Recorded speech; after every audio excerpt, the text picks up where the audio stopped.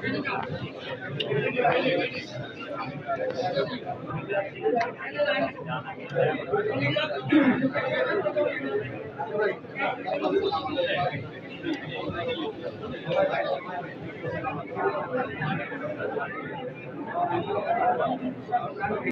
শত্রুরাও তার জন্য ভালো দোয়া করে। বাংলাদেশের সকল মানুষ তার জন্য দোয়া করে। কারণটা অনেকেই খুশি খুশি বের করছেন যে উনি জীবন দশায় কখনো কটু বাক্য দ্বারা কাউকে আঘাত দেননি এবং আলেম ওলামাদের সাথে কখনো বিদ্বেষ পোষণ করেননি।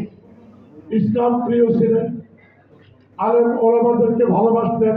সকল আলেমারা বড় বড় বাংলাদেশে বড় বড় আলেমেরা বাংলাদেশ শুধু নয়, যিনি তার জানাজার নামাজ পড়াইছিলেন তিনি বাংলাদেশ তো বটেই, তার লেখা কিতাব বা পৃথিবীর বিভিন্ন বড় বড় দেশে পড়ানো হয়। আল্লাহ